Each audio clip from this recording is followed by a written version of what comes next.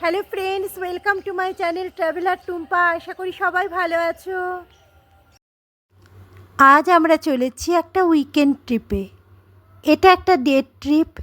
সকাল সকাল বেরিয়ে সারাদিন ঘুরে তারপরে রাত্রিবেলা ফিরে আসা যায়। তো আমরা চলেছি স্বামীনারায়ণ টেম্পল। খুব সুন্দর একটি মন্দির। এটা দক্ষিণ কলকাতায় অবস্থিত। জোকা থেকে আরও কিছুটা গিয়ে তারপর স্বামীনারায়ণ টেম্পল।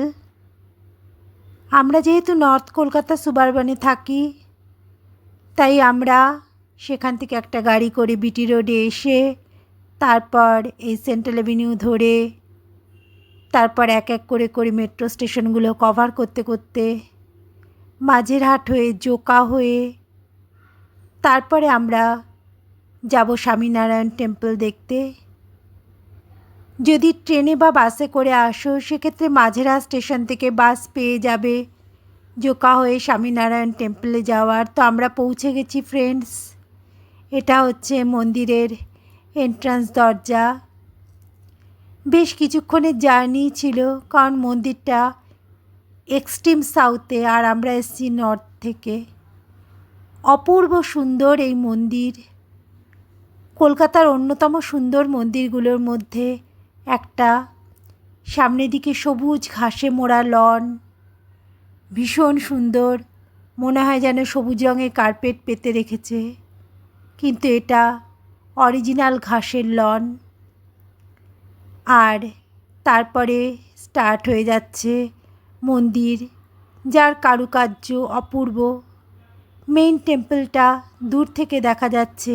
আর এই দেখো দুপাশে এরকম দুটো হাতি, তার উপর সওয়ার বসে রয়েছে। খুব সুন্দর জায়গাটা। এটা একটা ফোয়ারা রয়েছে।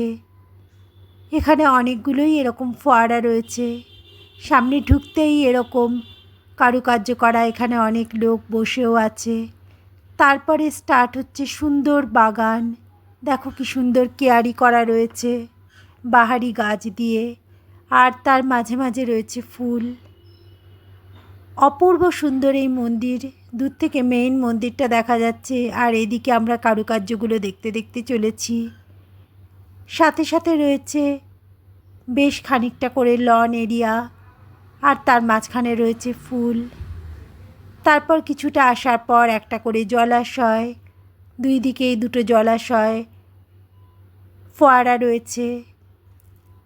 জলাশয়ে নামবারও ব্যবস্থা রয়েছে, কিন্তু সেটা মনে হয় ট্যুরিস্টদের জন্য নয়, কারণ কেউই নামছে না, সবাই উপর থেকেই দেখছে আর ফটো তুলছে। বিশাল এরিয়া নিয়ে মন্দিরটা, আর তার কারুকার্য অপূর্ব সুন্দর।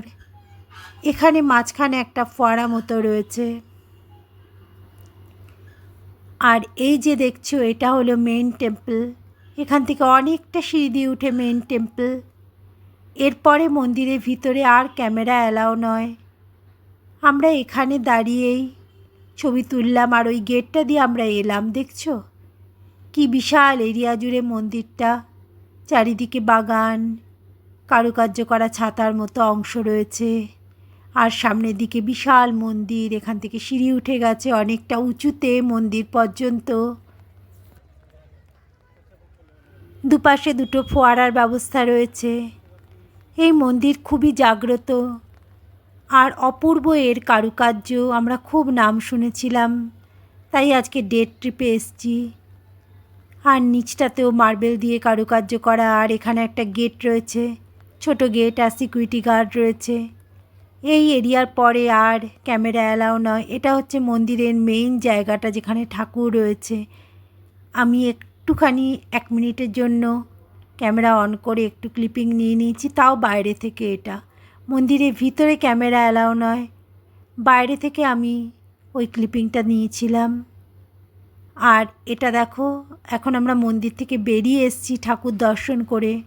ঠাকুরের ফটো তুলতে দেয় না। এটা মন্দিরের বাইরের উপর থেকে চারিদিকের দৃশ্য। এত সুন্দর মন্দির খুবই কম আছে, যেমন ছড়ানো ছিটানো সেরকম সুন্দর। তেমন এর মেনটেনেন্স। আর বাগানগুলো দেখছো, সবুজ লন আর তার মাঝে মাঝে কেয়ারি করা ঝোপঝাড়, গাছপালা, পাতাবাহার। অপূর্ব সুন্দর এই বাগান। সবাই দেখছে, ফটোশ্যুট করছে।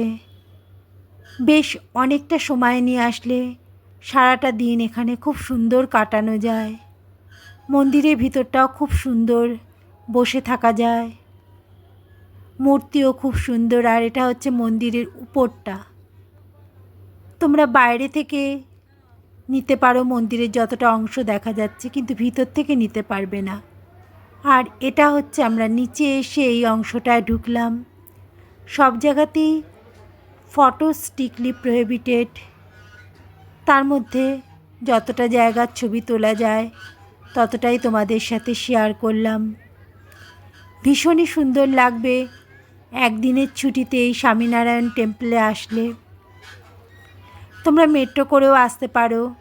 জোকা মেট্রোয় নেমে তারপরে অটো করে আসা যায়। কলকাতার খুবই কাছে। সকাল সকাল এসে সারাদিন কাটিয়ে তোমরা বিকেলবেলা ফিরে যেতে পারো। সুন্দর একটা ডে আউটিং হয়। ট্রেনে আসলে পরে মাঝেরহাট স্টেশন থেকে বাস ধরবে। স্বামীনারায়ণ টেম্পল যাওয়ার বাস পাওয়া যায়।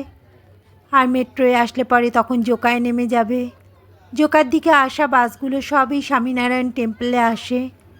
সকাল থেকে রাত্রি পর্যন্ত মন্দির খোলা থাকে। এটা হচ্ছে মন্দিরের প্রসাদ প্রাঙ্গণ। এখানে কুপন কেটে তারপরে প্রসাদ নিতে হয়। অনেক রকম প্রসাদেরই ব্যবস্থা আছে, কিন্তু প্রাইসগুলো খুবই হাই।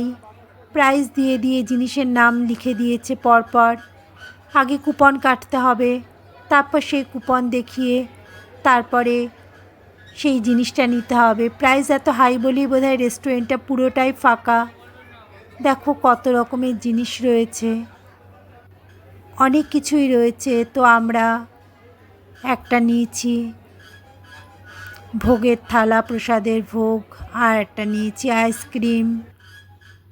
অনেক কিছুই রয়েছে, তোমরা তোমাদের ইচ্ছা মতো জিনিসই নিতে পারো।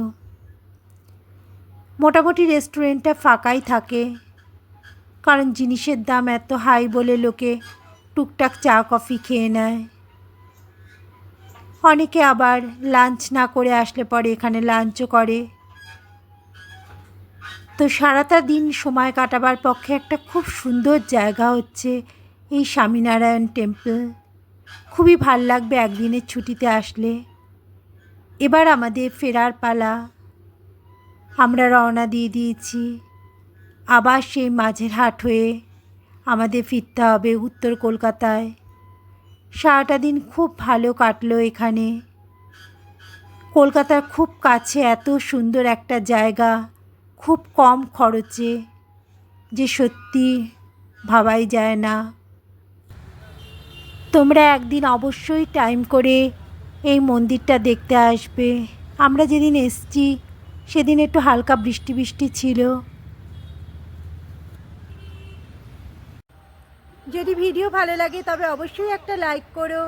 আমার চ্যানেল ট্রাভেলার টুম্পাকে প্লিজ সাবস্ক্রাইব করো, আর ফ্রেন্ডস অ্যান্ড ফ্যামিলির সাথে শেয়ার করে দিও। যারা অলরেডি সাবস্ক্রাইব করেছো তাদের জন্য রইল অনেক ভালোবাসা। Bye bye, take care.